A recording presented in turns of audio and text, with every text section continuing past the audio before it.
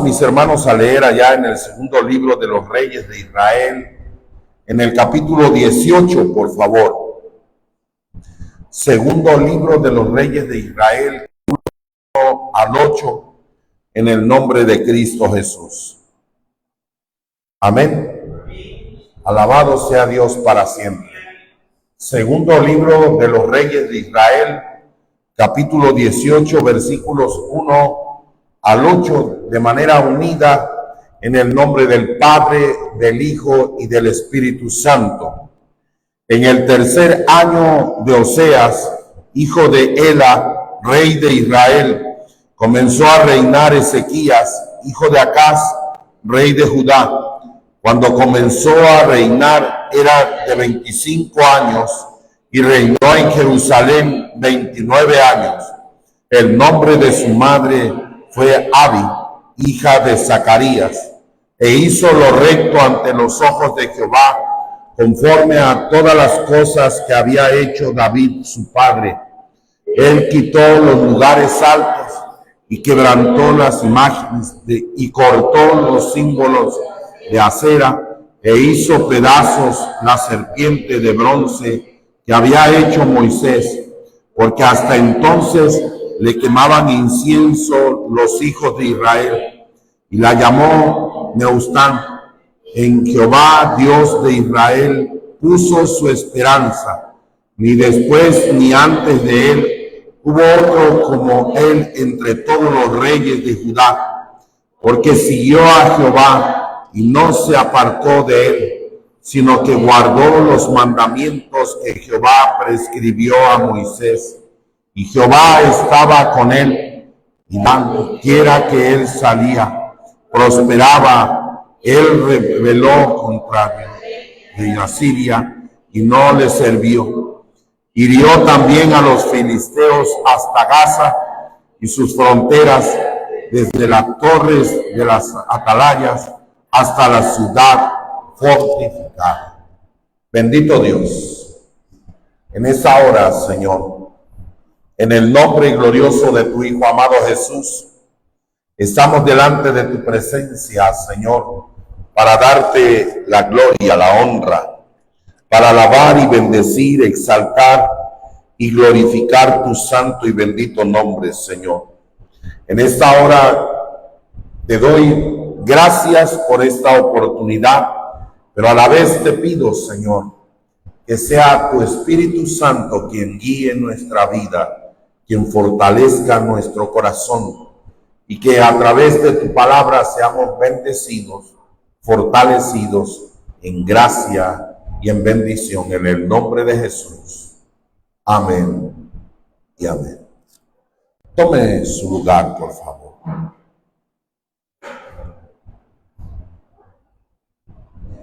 Había un problema de seguimiento, podríamos decir. Había un problema en el que los reyes de Israel se habían corrompido.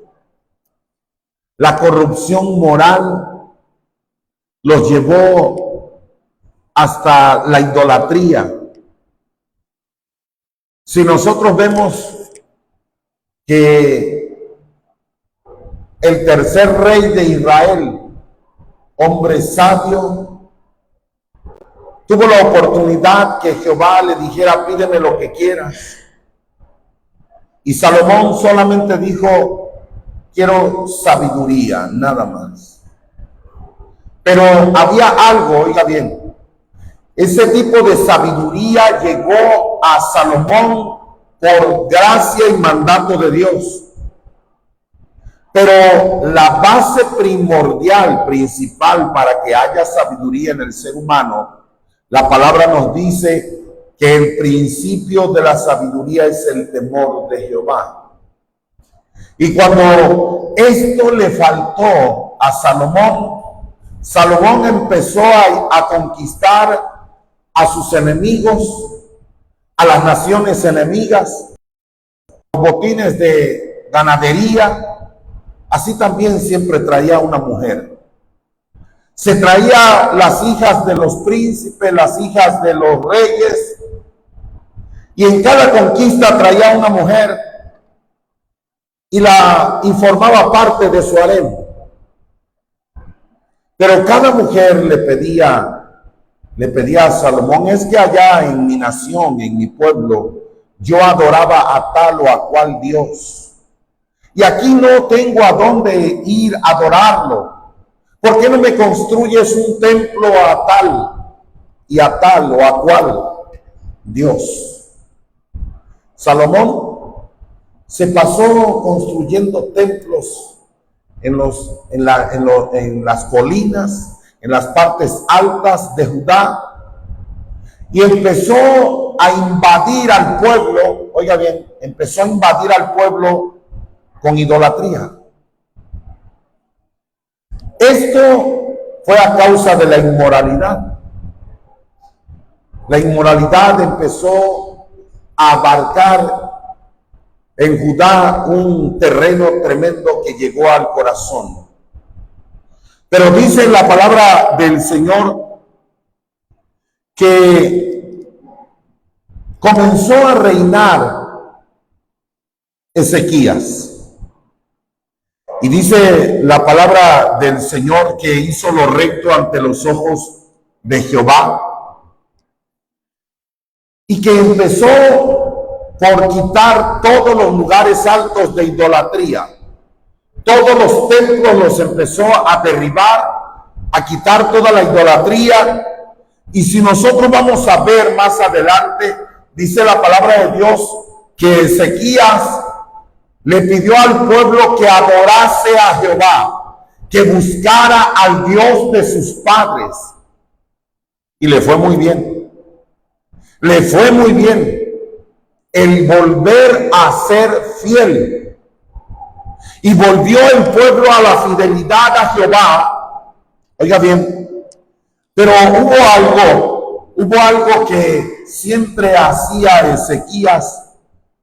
Dice que guardaba Ezequías en todo lo que hacía, dice que guardaba la ley de Dios, que era fiel delante de la presencia de Dios, y Jehová estaba con él, y donde quiera que salía prosperaba. Y había algo que a mí me llama mucho la atención. Dice desde el versículo 3: e hizo lo recto ante los ojos de Jehová, conforme a todas las cosas que había hecho David su padre. O sea, había un antecedente. Él había conocido a Jehová de los ejércitos con mucha anticipación, y había valorado que buscar a Jehová, que ser fiel a Dios le convenía. Y dice que había quitado los lugares altos y quebró las imágenes y cortó los símbolos de acera e hizo pedazos la serpiente de bronce que había hecho Moisés.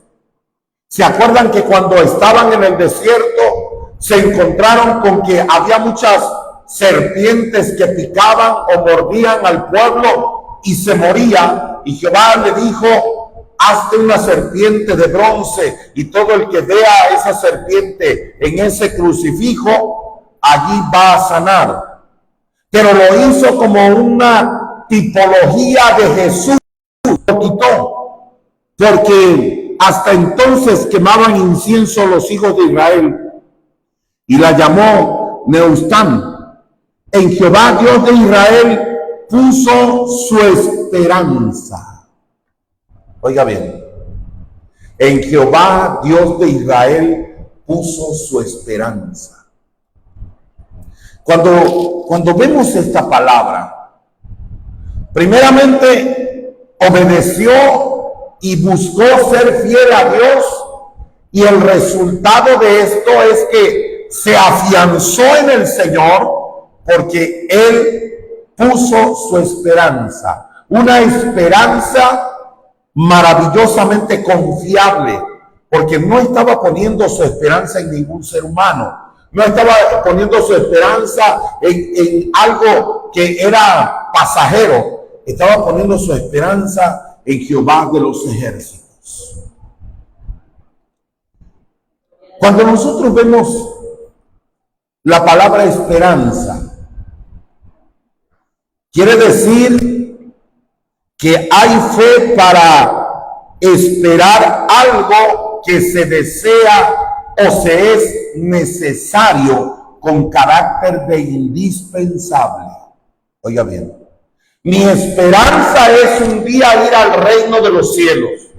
Por lo tanto, me es indispensable ser fiel a Dios, porque el infiel no va a ir al reino de los cielos. Oiga bien, es necesario entonces que ponga interés total en Dios.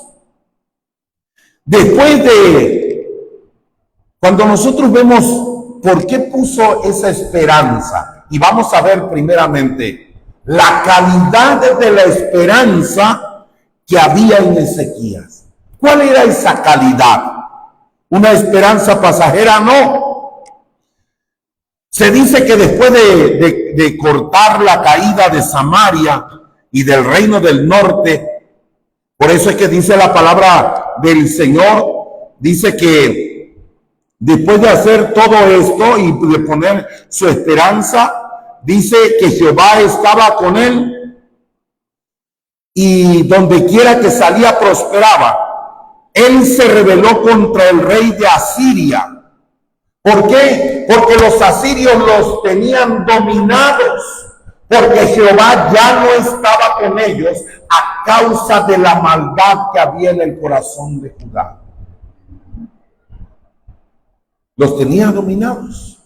Pero cuando él llegó a reinar, como su esperanza estaba puesta en Jehová, dice: yo me voy a rebelar contra este rey, contra el otro que los había dominado durante muchos años. Y dice la palabra de Dios que puso su esperanza en Jehová. Y cuando nosotros podemos ver que Ezequías confió profundamente en nuestro Dios y guardó sus mandamientos y exhortó al pueblo a apartarse del pecado y volverse a Dios. Veamos qué dice segundo de Crónicas 36 al 9. Alabado sea Dios. Segundo de Crónicas, capítulo 30, versículos 6 al 9.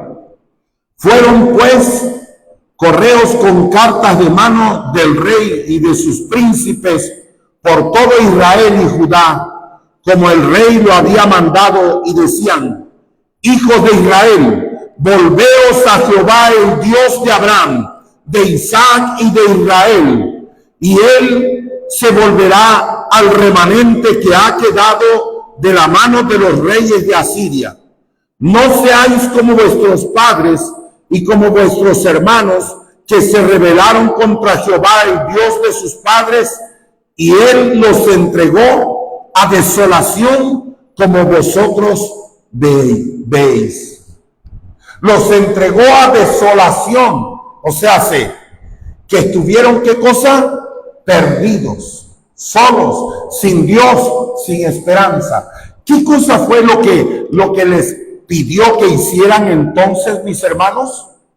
Les pidió que fueran fieles a Dios. Jehová estaba con él.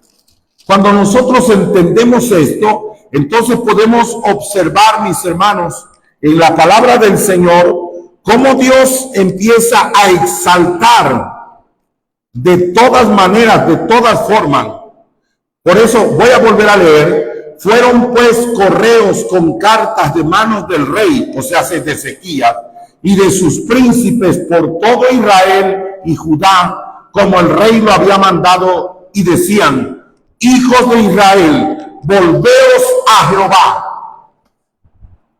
Cuando dice vuélvanse a Jehová, está hablando de una esperanza. Si volvemos a Jehová, nuestra esperanza puede resultar en algo exitoso. Nada más. Puede resultar en algo exitoso. Y yo hago una pregunta. ¿En qué necesitamos que Dios obre exitosamente en nuestra vida? ¿En qué? ¿En qué área de nuestra vida? ¿Usted alguna vez se ha puesto a prioridad, a poner prioridad, a priorizar su vida? Nunca le ha dicho al Señor: Señor, en mi vida hay una prioridad, Señor. O vive usted al día, al garete, al ahí se va. A ver si mañana amanezco, pues a ver, pues yo ya sé lo que tengo que hacer mañana. ¿Quién hace eso? Alguien que no tiene esperanza. Alguien que no tiene fundamentada su fe, su esperanza en Jehová de los ejércitos. Pero cuando nosotros tenemos prioridades, oiga bien, porque mire, que no nos pase lo de los estudiantes. Los estudiantes van a la universidad y su prioridad es aprobar el semestre. ¿De qué manera? Cuando voy a presentar un examen, pasarlo. Cuando me piden alguna presentación o exposición, acreditarlo. Eso es ahorita, pero no toman en cuenta, no se ponen a trabajar, ni siquiera a pensar, cuando están en primer semestre, sobre qué va a ser mi tesis, si es que se va a titular por tesis. Porque ni siquiera sabe, porque a lo mejor se va a titular por calificaciones, a lo mejor se va a titular por un temario, a lo mejor, y ya no va a ser ninguna tesis. ¿Sabe por qué? Porque se va preocupando por lo que se va presentando. Y el ser humano que en la vida diaria, el cristiano que se va preocupando por lo que se va presentando, entonces no tiene su esperanza en Dios. Porque la palabra de Dios dice: no os afanéis por el día de mañana, diciendo qué vestiré o qué comeré. O sea, me voy a preocupar por lo material. No, Señor. Tú eres mi esperanza. Le voy a poner un ejemplo. Cuando el hermano se va a trabajar, está trabajando el hermano y está pensando: voy a trabajar duro, porque ya no quiero que mi esposa me guise los frijoles con aceite. Ahora le voy a decir que le ponga manteca, pero para eso voy a trabajar un poquito más, horas extra, porque debo de llevar aceite y manteca. ¿Quién hace eso? A ver, hermanos, ¿usted se pone a pensar en eso? Hermano Elías, ¿verdad que no? Su meta es trabajar y obtener como las mejores ganancias, y si está en una empresa, obtener el mejor reto, superarlo. Ya cuando dice: bueno, es que de esta quincena me voy a comprar unos zapatos, y no está, yo creo que el hermano no va todos los días, pasa por la zapatería, ¿vale? Esa quincena. Dice: yo creo que de esto, creo que me voy a comprar esto. No, trabaja libremente. Cuando tiene la necesidad de ir a comprar los zapatos, entonces si lleva el dinero o la tarjeta, y ya entonces se pondrá a elegir qué clase de zapatos va a querer. Pero hay mucho cristiano hoy en día que su prioridad es al revés. Se pone a pensar cuándo irán a matar el cochino para que saquen la manteca, para que frían mis frijoles. Híjole, por el amor de Dios, ¿quién hace eso? Se ponen a pensar cuándo van a matar la res o el borrego para sacar la piel, para comprar los zapatos que yo quiero.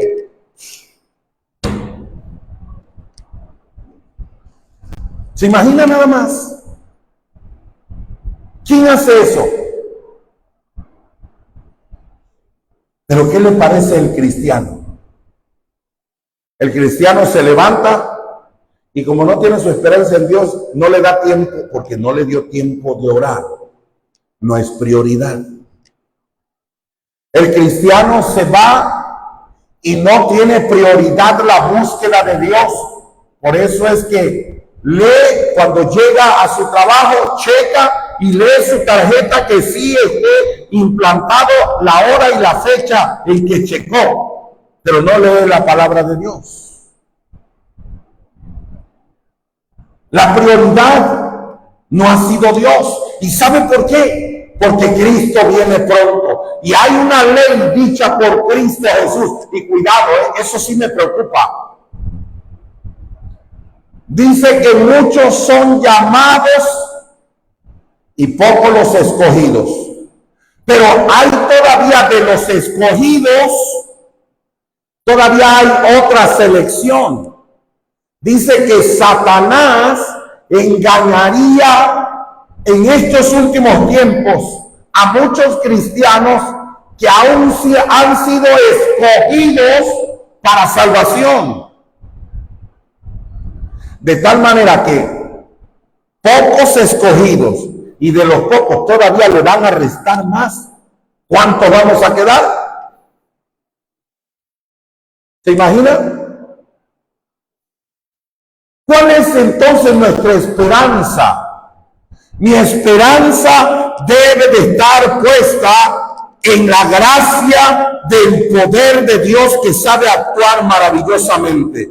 Segundo de Crónicas 29:3, por favor. Segundo de Crónicas 29:3. Y mire la palabra del Señor lo que nos enseña. En el primer año de su reinado, ¿de quién? De Ezequías. En el mes primero abrió las puertas de la casa de ¿qué? De Jehová. No se fue al palacio, no fue a ver, ahora yo soy el rey, ahora voy a ir al palacio, ahora voy a ver qué se siente pararse en el balcón principal del palacio. No, oiga bien, en el primer año de su reinado, en el mes primero, abrió las puertas de la casa de Jehová y las reparó. ¿Por qué? Porque habían estado destruidas a causa de los enemigos de Judá. Reparó la puerta, primero las puertas, ¿para qué? Para que tuviera seguridad la casa de Jehová. ¿Por qué? Porque se acordó de una promesa. Se acordó de una promesa de su abuelo, que Jehová le hizo a su abuelo. ¿A quién? A Salomón. Cuando inauguró el templo Salomón, Jehová le dijo: aquí en este altar yo oiré a mi pueblo, la oración de mi pueblo que clamare, yo la oiré desde los cielos. Dice, si hubiere langosta, o sea, se plagas, si no lloviere y clamare a mí, yo sanaré su tierra, quitaré las plagas y enviaré la lluvia a su tiempo, dice. Alabado sea Dios. Entonces, ¿qué cosa es lo que estaba diciendo? Si ustedes su esperanza con prioridad es Jehová, entonces vamos a entrar por allí y vamos a observar que Ezequías, ¿qué cosa hizo? Espérate un momento. Para que me vaya bien en mi reinado, yo primero tengo que ir a ver al que es mi esperanza, que es Jehová. Pero voy a reparar las puertas, o sea, voy a reparar los que está destruido. ¿Qué cosa se ha destruido a causa del tiempo, a causa de la aflicción, a causa de la prueba, de la lucha, de la necesidad, a causa de la enfermedad, inclusive a causa de la tentación que pone Satanás? ¿Qué cosa se ha destruido? Se ha destruido la puerta del éxito que se llama fe, primeramente. Fe y el deseo. Oiga bien, son dos cosas importantes. Cuando el ser humano se enferma, va a ver al doctor y él no conoce de química para nada. Pero el doctor le receta y con confianza se toma el medicamento. Y su esperanza es sanar, ¿verdad? Así debe de ser el cristiano.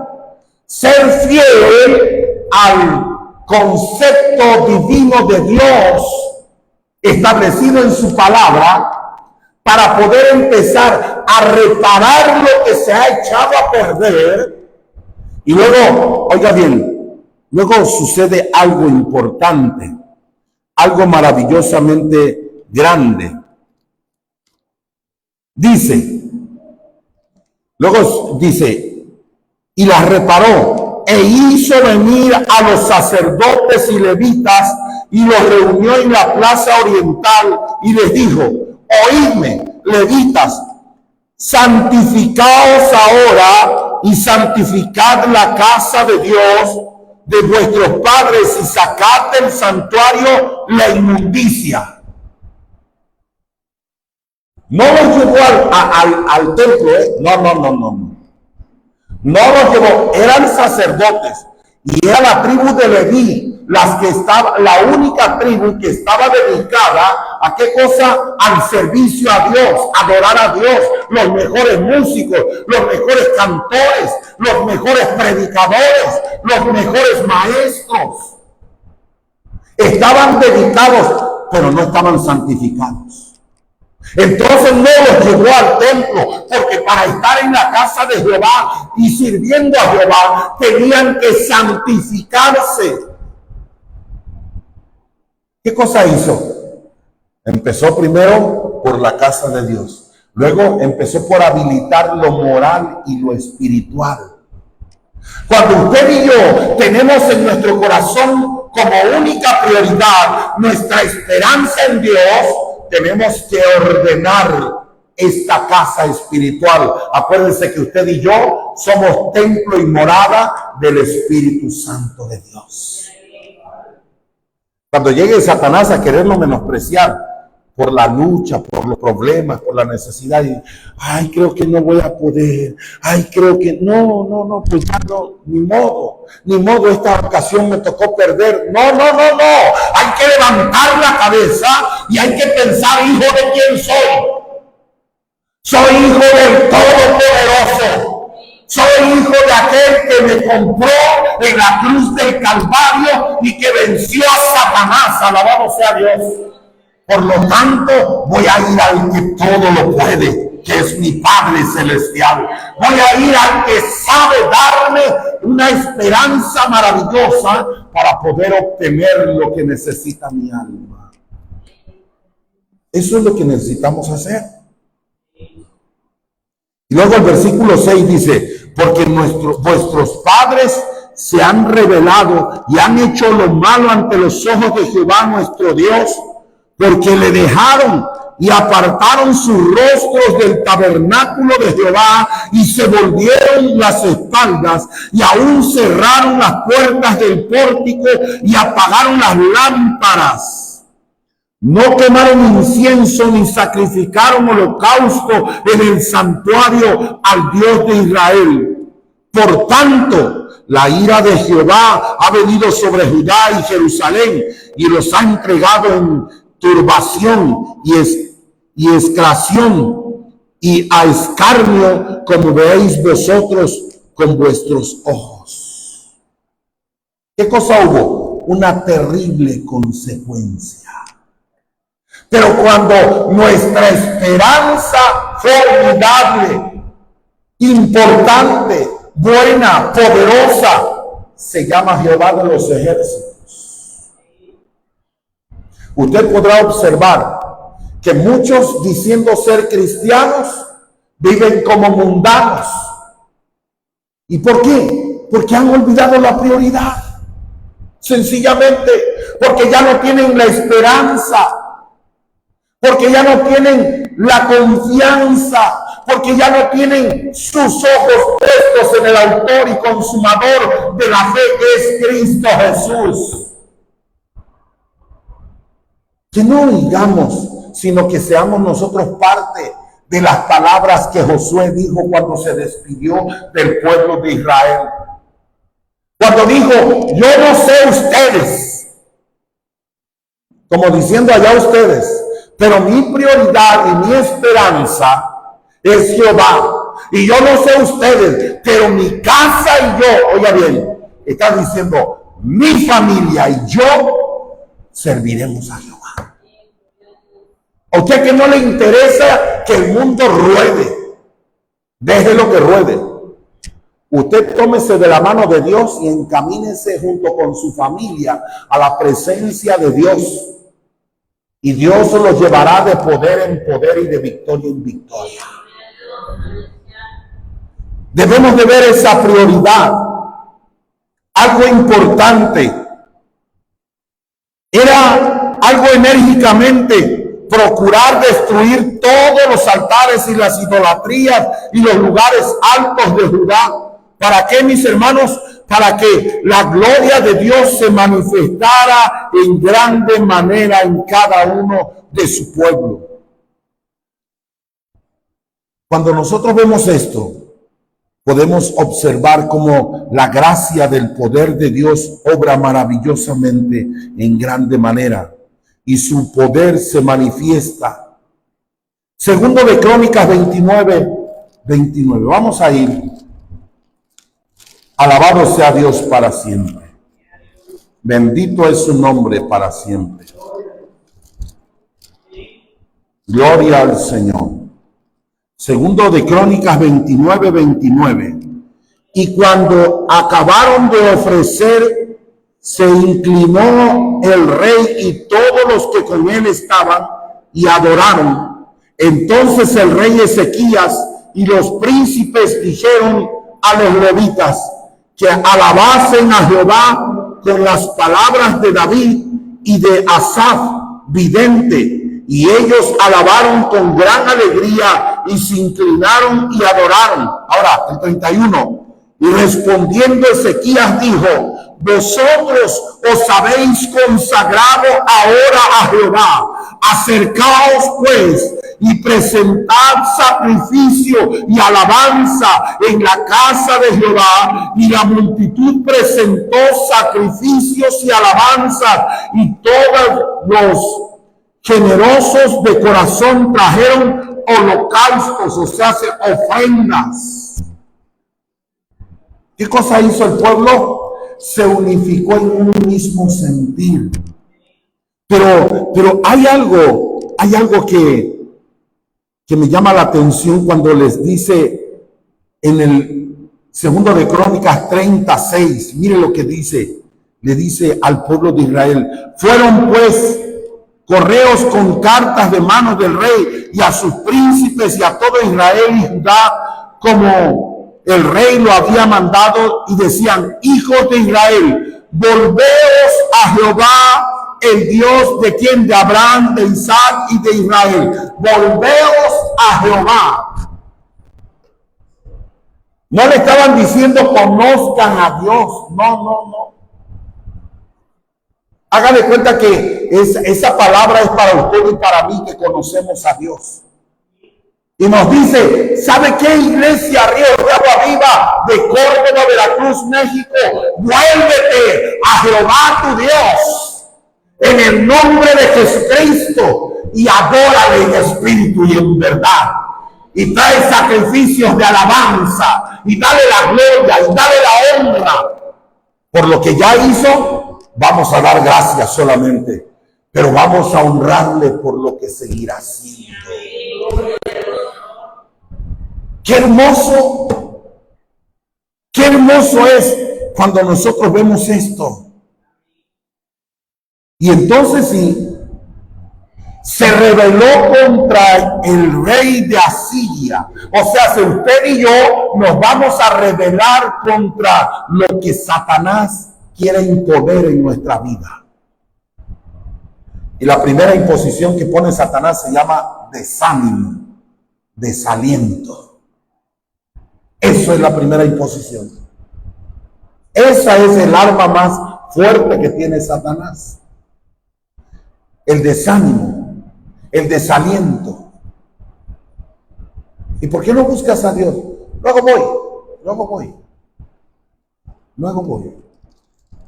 ¿Y por qué ya no oras? Es que no me da tiempo. ¿Por qué no lees la Biblia? Es que tengo que ir a trabajar y cuando regreso muy cansado y ya no puedo.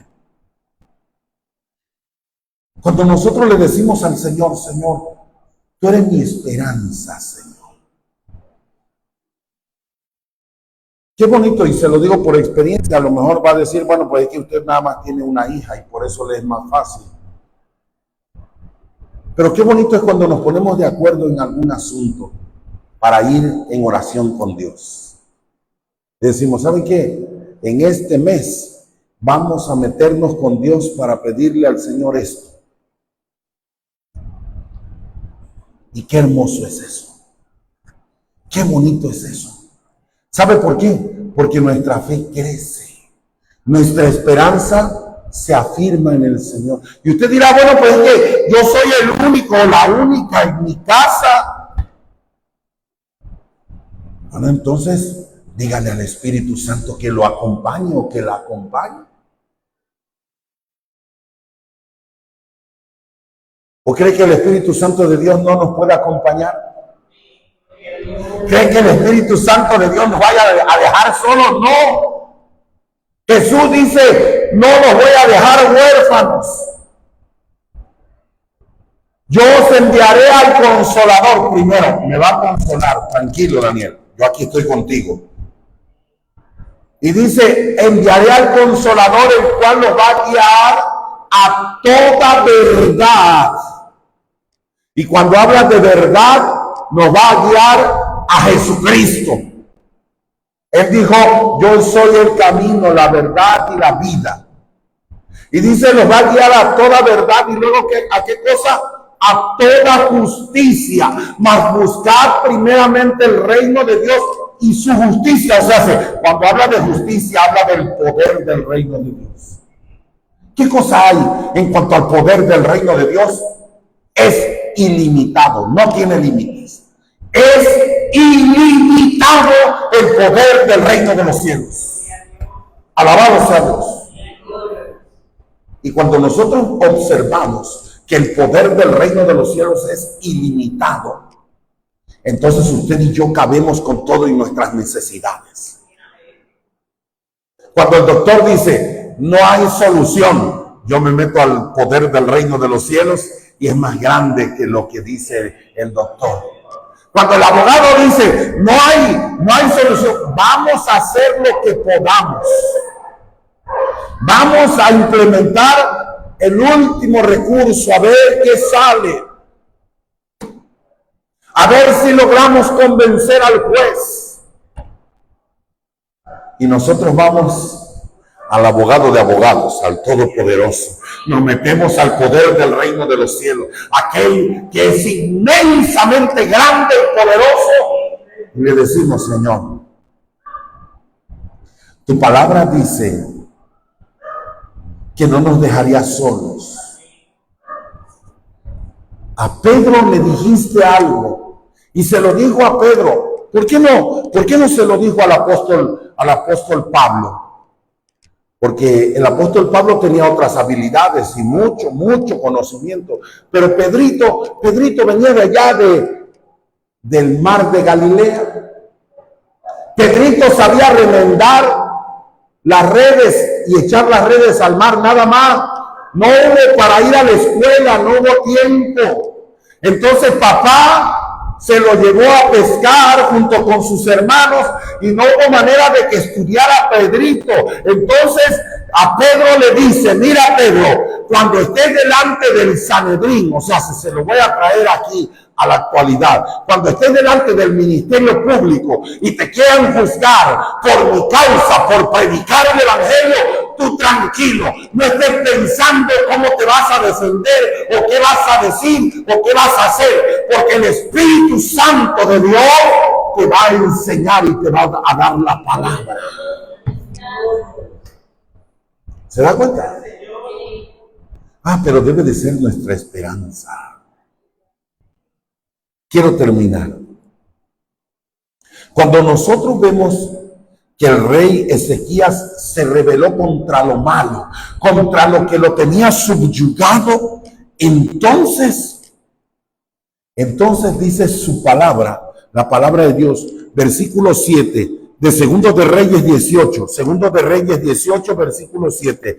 Y Jehová estaba con él y donde quiera que salía prosperaba. Y se rebeló contra el rey de Asiria y no le sirvió. Y luego dice, hirió también a los filisteos hasta Gaza y sus fronteras, desde las torres de los atalayas hasta la ciudad fortificada. ¿Qué hizo? Le dio la victoria sobre sus enemigos. ¿Cuál es la victoria que estamos buscando usted y yo? Porque no venimos a la casa de Dios porque hoy es domingo. No venimos a la casa de Dios porque hoy me toca venir. No. Si esto no es el seguro social, que tenemos una cita y si no voy a la hora y el día, pues la pierdo. No. Usted y yo estamos aquí en la presencia de Dios y hemos venido a buscar al Rey de Reyes y Señor de Señores. Primeramente porque tenemos gratitud, porque Él un día nos salvó. Nos dio salvación, nos dio vida eterna. Y cuando hemos estado, como se dice por ahí comúnmente, con el agua hasta arriba, el Señor ha dicho, no te desesperes, yo soy tu ayudador. Y de veras Él nos ha ayudado, amén. Cuando la duda nos invade, Él dice, yo soy tu esperanza. Yo soy tu amparo y tu fortaleza. Yo soy tu pronto auxilio en medio del problema, de la tribulación. Entonces, después de esto, vino, ¿qué cosa, mis hermanos? Vino a él la gran bendición que Dios tuvo para con él. Tuvo para con él esa grande bendición. Y entonces, dice ahí en Segundo de Reyes 18:13, oiga bien, a los 14 años del rey Ezequías, o sea, tenía ya 14 años reinando Ezequías, subió Sennacherib, rey de Asiria, o sea, su enemigo, contra todas las ciudades fortificadas de Judá y las tomó. Entonces Ezequías, rey de Judá, envió a decir al rey de Asiria que estaba en Laquis: yo he pecado, apártate de mí y haré todo lo que me impongas. Y el rey de Asiria impuso a Ezequías, rey de Judá, 300 talentos de plata y 30 talentos de oro. ¿Cuándo se vuelve a repetir la historia de yugo, de esclavitud? Cuando se cae otra vez, cuando nuestra esperanza ya no es Dios. Pero cuando se reconoce, entonces Dios obra. Vamos a Segundo de Reyes capítulo 19, por favor. Alabado es Dios para siempre. Mire lo primero que hizo Ezequías. Versículo 1. Cuando el rey Ezequías lo oyó, rasgó sus vestidos y se cubrió de cilicio y entró en la casa de Jehová. Y envió a Eliquim, mayordomo de Sebna, escriba, y a los ancianos y a los sacerdotes cubiertos de cilicio, al profeta Isaías, hijo de Amós. ¿Para qué? Para que le dijesen: así ha dicho Ezequías, este día es el día de angustia, de reprensión y de blasfemia, porque los hijos están a punto de nacer y la que da a luz no tiene fuerzas. ¿Qué cosa le está diciendo? La ciudad de Dios está a punto de perecer. ¿A quién se dirigió? Al profeta. Usted y yo nos podemos dirigir ya no al profeta, nos podemos dirigir a Jesucristo, al Todopoderoso, al que está sentado a la diestra del Padre, intercediendo por usted y por mí. Esa debe de ser nuestra esperanza. Esa debe de ser. Y entonces sigue diciendo en el versículo 4: quizá oirá Jehová tu Dios todas las palabras de Rabsacés, a quien el rey de los asirios, su señor, ha enviado para blasfemar al Dios viviente y para vituperar con palabras las cuales Jehová tu Dios ha oído. Por tanto, eleva oración, aleluya, por el remanente que aún queda. Vinieron pues los siervos del rey Ezequías a Isaías, e Isaías les respondió: así diréis a vuestro Señor, así ha dicho Jehová, no temas por las palabras que has oído. No tengas miedo por la amenaza del enemigo. Que tu esperanza esté firme en el Señor. Oiga bien, estamos en 2 de Reyes 19:6. Y luego dice: no temas por las palabras que has oído, con las cuales han blasfemado los siervos de Israel, del rey de Asiria. He aquí, pondré yo en él un espíritu, y oirá rumor, y volverá a su tierra, y haré que en su tierra caiga a espada. O sea, ¿quién cambia los pensamientos de nuestros enemigos? Dios. ¿Quién tiene el control de nuestros enemigos? Dios. ¿Quién es nuestra esperanza? Dios. Ya no es el profeta el que intercede por nosotros, es Jesús, alabado sea su nombre. Y entonces Dios empieza obrando maravillosamente. Y Ezequías oró. Versículo 14. Estamos en 2 de Reyes 19. Ahora, versículo 14. Y tomó Ezequías las cartas de mano de los embajadores, y después que les hubo leído, subió a la casa de Jehová y las extendió Ezequías delante de Jehová. ¿Cuáles cartas? A donde lo mandaban a amenazar, a donde decían que si no le servían al rey de Asiria lo iban a matar a él e iban a exterminar a todo el pueblo. ¿Y qué hizo? Dice que puso las cartas en el altar. Hoy usted y yo no traemos ninguna carta de amenaza escrita, pero sí traemos nuestro corazón. Y Dios sabe de qué tiene necesidad nuestro corazón. Y luego, oiga bien, luego dice el 15: y oró Ezequías delante de Jehová, diciendo: Jehová, Dios de Israel, que moras entre los querubines, solo tú eres Dios, aleluya, de todos los reinos de la tierra. Tú hiciste el cielo y la tierra. Inclina, oh Jehová, tu oído y oye.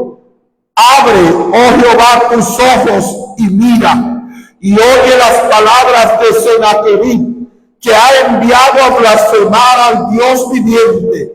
Es verdad, oh Jehová, que los reyes de Asiria han destruido las naciones y sus tierras, y que echaron al fuego a sus dioses, por cuanto ellos no eran dioses, sino obra de manos de hombres, madera o de piedra, y por eso los destruyeron. Ahora pues, oh Jehová, Dios nuestro, sálvanos, te ruego, de su mano, para que sepan todos los reinos de la tierra que solo tú, Jehová, eres Dios, alabado sea su nombre, para que vean el testimonio en nuestra vida. Y cuando el profeta Isaías, mire el versículo 20, entonces Isaías, hijo de Amós, envió a decir a Ezequías: así ha dicho Jehová, Dios de Israel, lo que me pediste acerca de Sennacherib, rey de Asiria, he oído. O sea, lo que me pediste que te ayudara en contra de tus enemigos.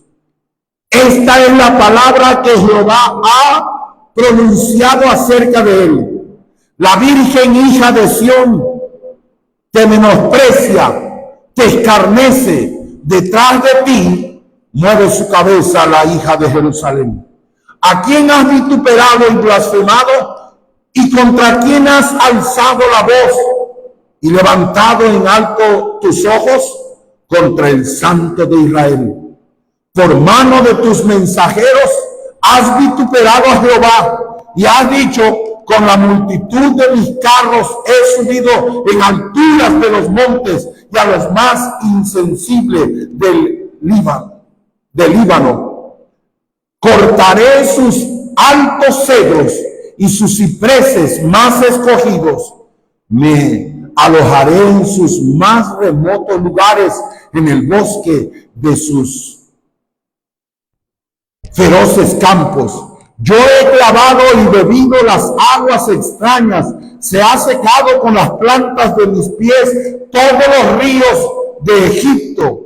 ¿Nunca has oído que desde tiempos antiguos yo lo hice y que desde los días de la antigüedad lo tengo ideado? Ahora lo he hecho venir, y tú serás para hacer desolación, para reducir las ciudades fortificadas a montones de escombros, y sus moradores, dice, fueron de corto poder, fueron acobardados y confundidos, vinieron a ser como la hierba del campo y como la hortaliza verde, como heno de los terrados, marchitado antes de su madurez.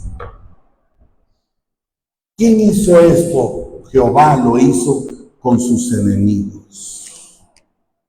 Jehová, ¿sabe para qué? Para poder hacer las cosas importantes.